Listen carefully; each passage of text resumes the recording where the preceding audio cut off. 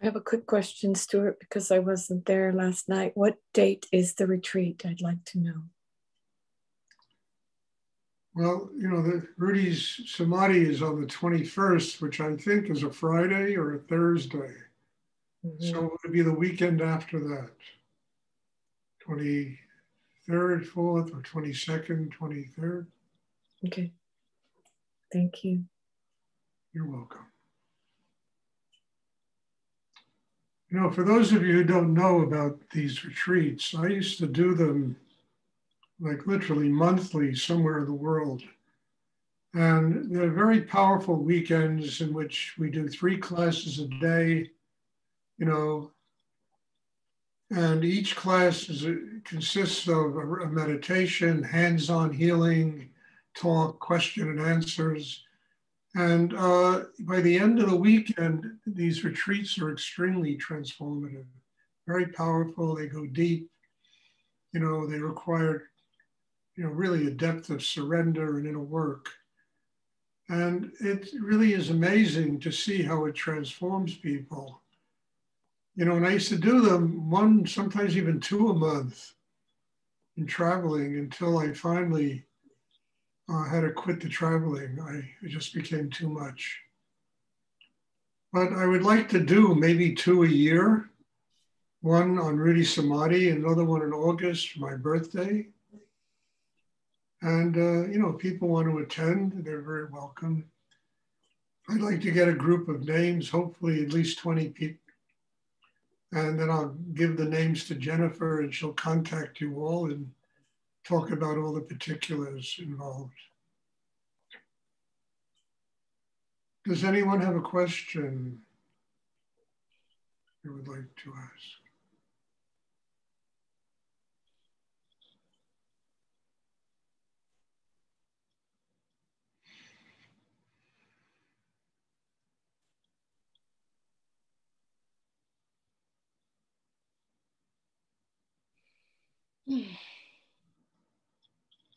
Oh, somebody's got to have a question.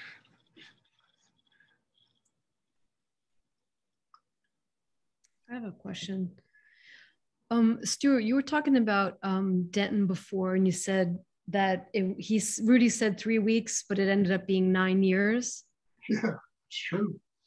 And so is that like a learning process, like making things more difficult than they had to be? Can you speak to that a little bit in a spiritual growth? I can very much speak to that. It was a very important element of my life because when I was younger, I always had a difficult time completing things, finishing cycles, all kinds of cycles, relationship cycles and financial cycles.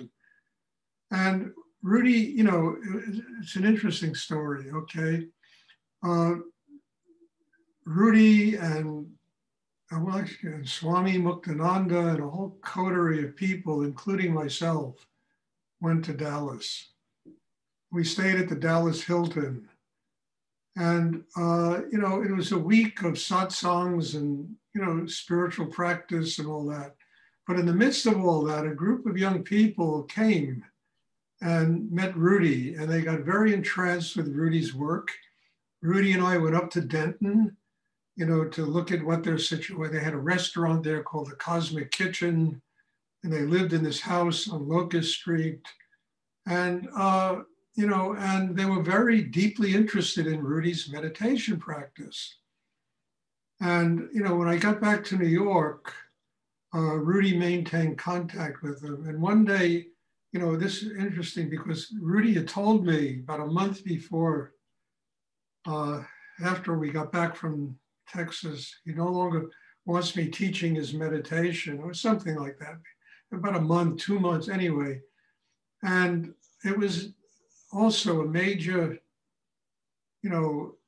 and very deep change that had to take place in my life. And I went into the meditation room, I sat down and I worked with a big picture of Swami Nityananda, and he came out of my heart. And he said to me, look, Stuart, if you don't teach the meditation, all Rudi is doing is cutting you back to your roots. It's the first time in your life you'll be able to grow organically without having some image of your own self-importance. And, you know, and I went back to Rudi's gallery. I gave him a big hug and I said, Rudi, thank you. And his response was just incredible. He smiled at me and said, I didn't think you'd get it this quickly. And I said, well, God bless, you know, Swami Muktananda, you know, Swami Nityananda, who truly gave me the answer that I was looking for, that I needed. At any rate, about a month went by, and these people in Texas called up Rudi. And they said, you know, we need a teacher here.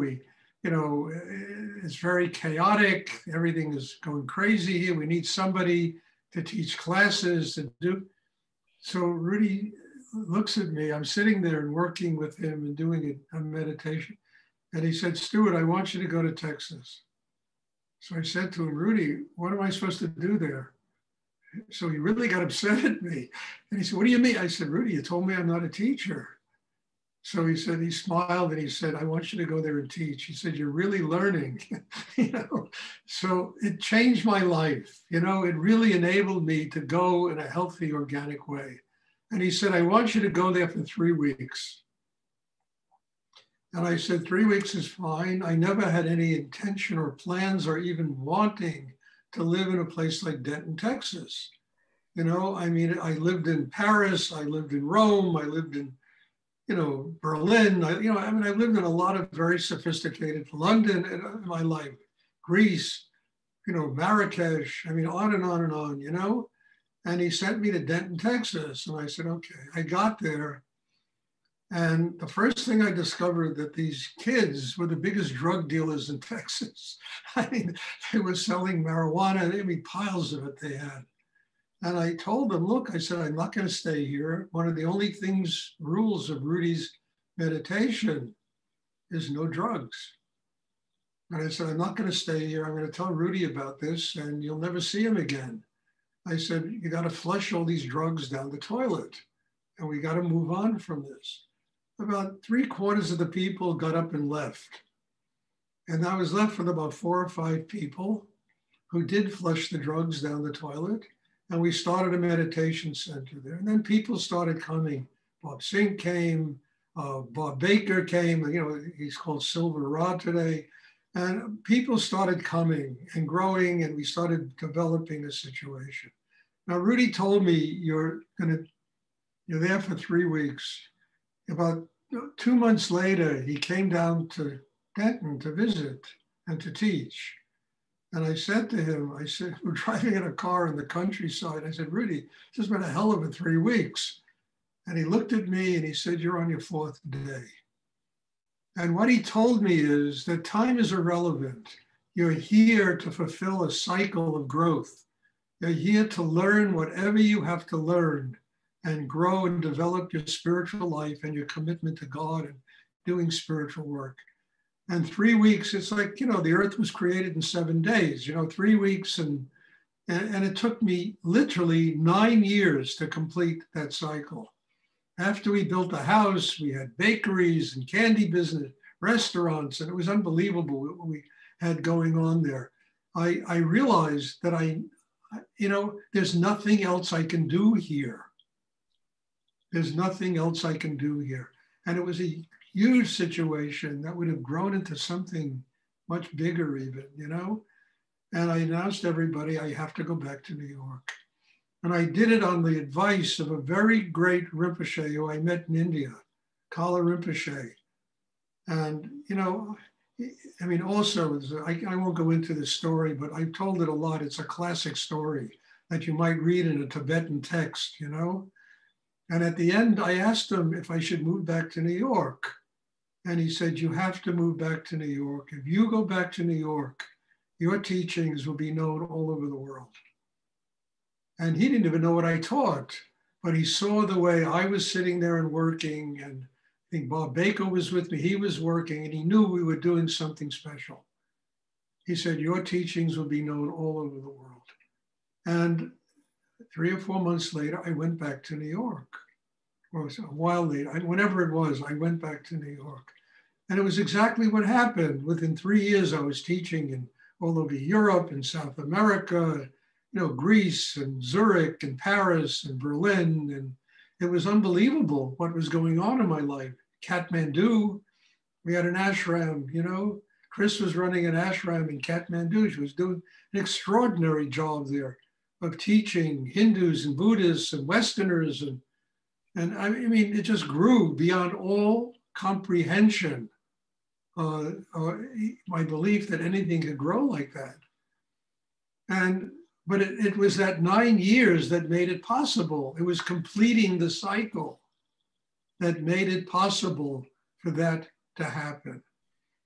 And I remember standing on the street, you know, there was a funeral parlor across the street from the ashram. And I knew the guy who ran it. His name was Schmitz or something like that. And I'm standing there talking to him, you know, and he says to me, Stuart, he said, I buried the best of them, you know, governors and senators and doctors. I said, Jack, you're not going to bury me. Told him that, you're not going to bury me, Jack. I'm getting out of town. I'm going to be leaving Denton soon. You know, and I had to do it. You know, staying there probably would have been the end of my life, because I had done everything conceivable possible what I could do there.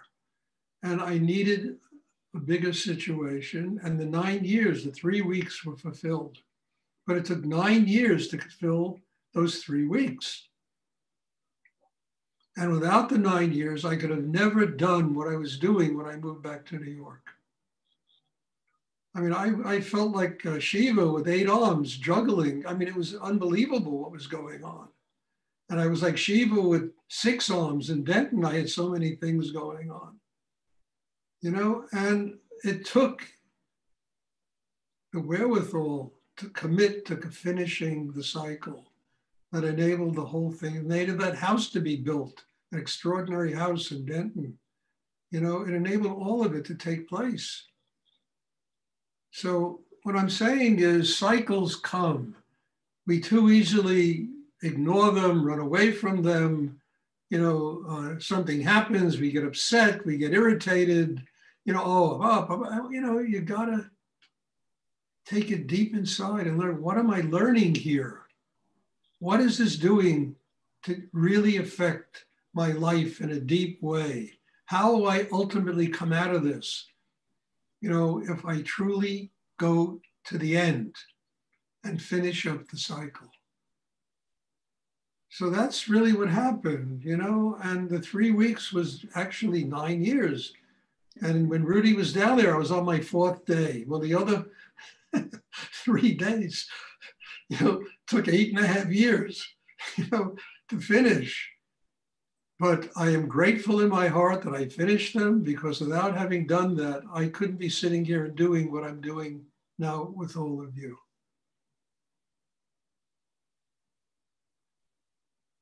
Thank you.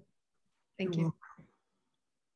Does anyone else have a question they would like to ask?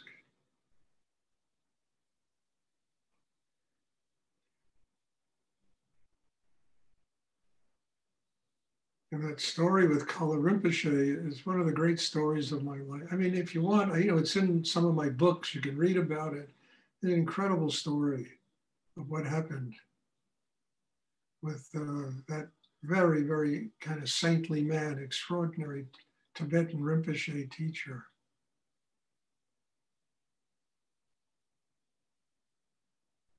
But he was the one who said, you've got to go back to New York.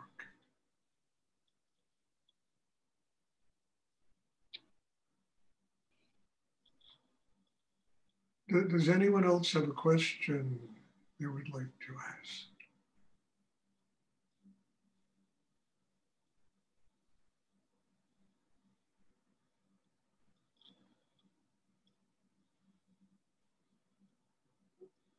And everybody has cycles, everybody has beginnings, middles, and ends, of things they have to accomplish in their life.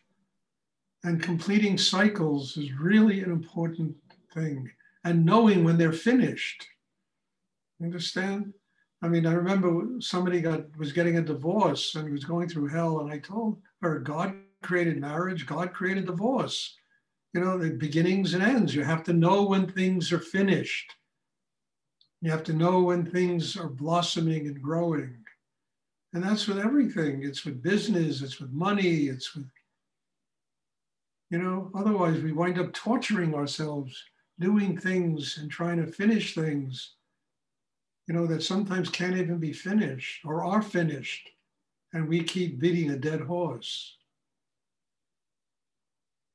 Is that like because we think it has to resolve in a way that we think it has to resolve rather than just like relaxing into the cycle? Exactly. We think it should resolve in a certain way. And if we live in a state of surrender, we discover how it'll really resolve. If you open to what you're learning in the moment, you discover how things truly dissolve themselves and how you can move on to the next cycle that will come. Once you finish a cycle, there's always a new cycle that will come.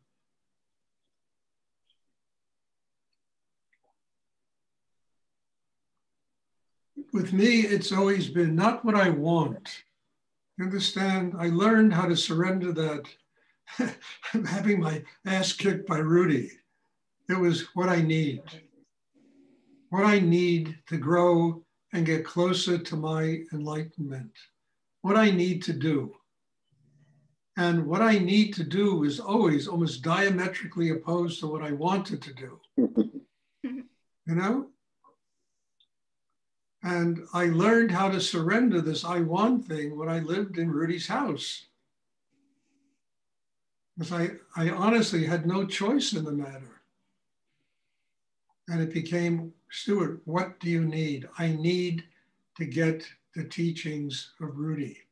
Whatever price I have to pay, I need to get those teachings. He was the greatest master I ever was around, and I've been around a number of them, and I needed to get what he had to teach. And how was I going to know that that particular cycle would end on a mountaintop in the Catskill Mountains in a plane crash? And then there was a new cycle. What did I learn in this last 6 years? And how can I apply it to my life? And can I continue to do God's work without Rudi kicking me in the ass every day? New cycle. And that took many years to complete.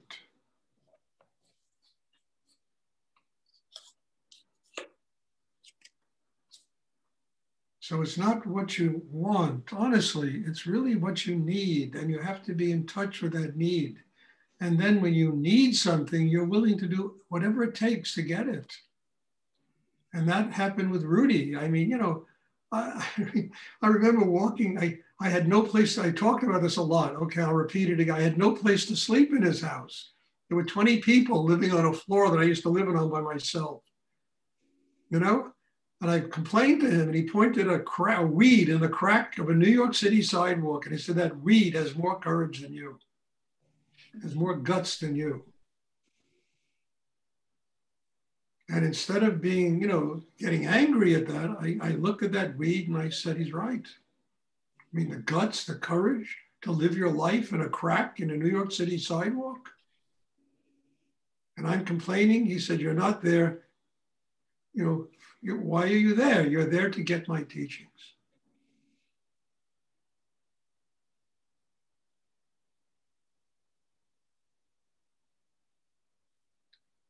That really determines what you get in life. And as I said the other day, a month later, he came up to me and I really understand, Stuart. I travel a lot. I go to India. Every time I leave New York, you can stay in my apartment.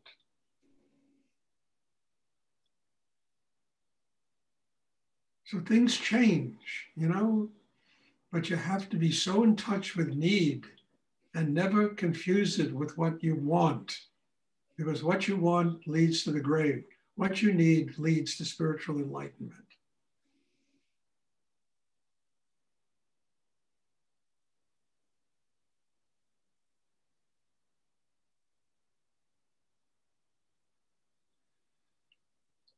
And I can only talk from my own experience. I don't read about these things in books. I write about them in books. I don't read about them in books, and I don't, it's not intellectual knowledge. I'm talking about living experience. What I learned from one of the greatest masters who ever taught meditation, in the Western Hemisphere. And what price I had to pay to be there and do it with him, regardless.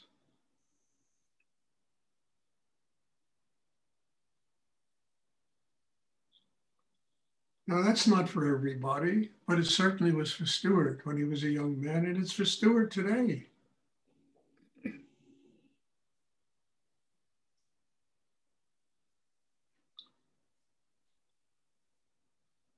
Does anyone else have a question they would like to ask?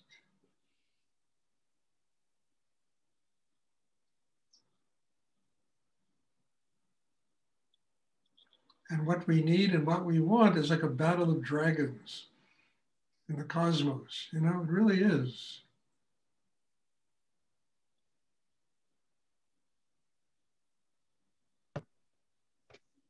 So if you know exactly what you need, but you don't want to do it, how do you kick yourself in the butt?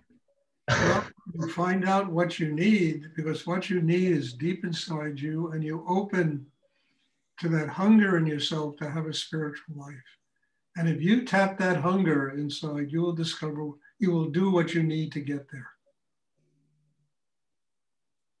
And the universe, God, whatever you want to call it, it will provide everything you need. It will provide it.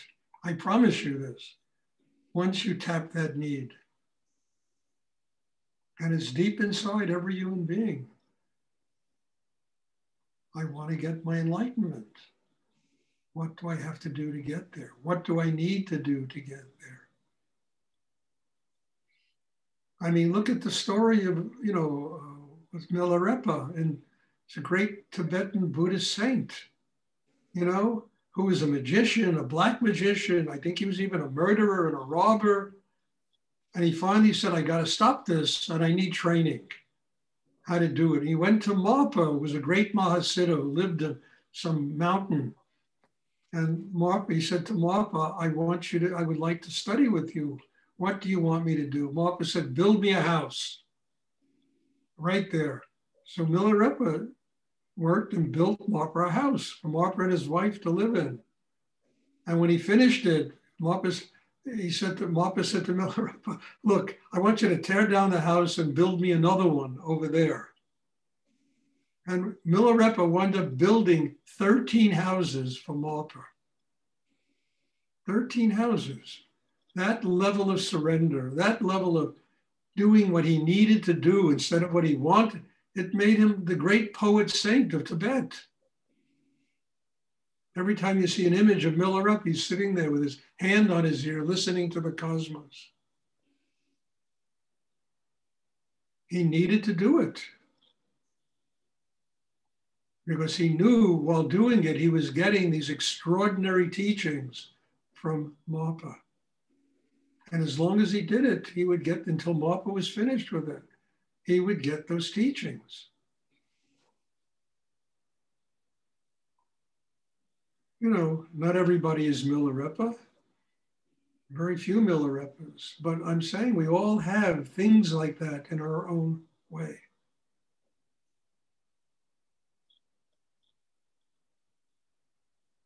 And that's what Swami Nityananda told me. Rudi said to me, I finished college, and he told me something amazing is going to happen to you when you finish college.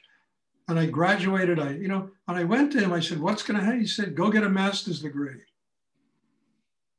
And he told me, I said, oh shit, it's the last thing in the world I wanted to do, And so I went and I meditated, and Swami Nityananda came out of my heart and said, Stuart, if you go get a master's degree, he said, the next 2 years, Rudi will have to give you every single conceivable piece of teaching that he gets. He will have to pass on because you are listening to him and you're doing what he asked you to do. So I went back and told him, all right, I didn't even know what to study. You know, by the end of the summer, I had worked so hard that I looked at him one day in the car going back from Big Indian, and I said, Rudi, do I really have to get a master's? And he looked at me and he smiled and he said, no, you really are finished with that. You've gone past it.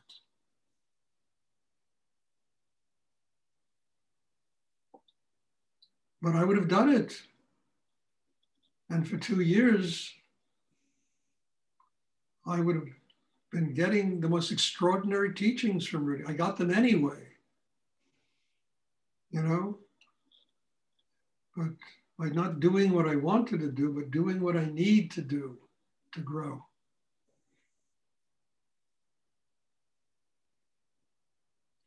I hope this is clear to all. This is not easy stuff.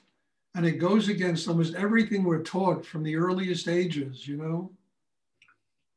But it's very valid stuff. And it's 9 o'clock. If somebody needs to have a spiritual life. And nobody should be in these classes unless they truly want a spiritual life. Because these classes are very strong, they're profound, they're very deep. So if you open in that depth inside yourself, you will be shown, I promise you, the universe will bring you things. First, you're going to freak out, and then you're going to say, okay, what is this going to, how am I going to grow because of this?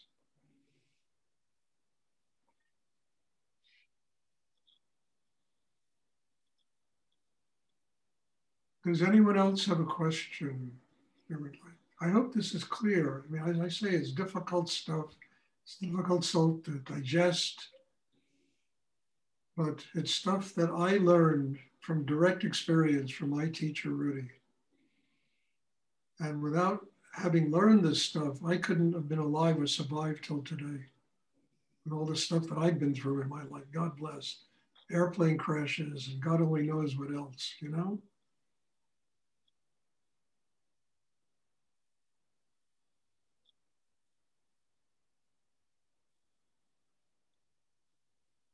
Okay, if there are no more questions, there'll be class tomorrow evening, and I'm looking forward to seeing everybody. If you want to attend the retreat, please email me, let me know. And, you know, again, as I always end these classes, God bless you all. Without you, I wouldn't have talked about what I'm talking about tonight. I wouldn't have taught this class tonight. So it's really this marriage, and very important marriage, that takes place that enables things of incredible profundity to manifest. Things I listen to because I need to learn about them also. So God bless you all, and thank you. And in all humility, I hope to see everyone tomorrow, and bless you. Thank you, Stuart. I wouldn't have got through it today without you. Thank you, Stuart. Good night. Thank you. Thank you. Bye. Good night.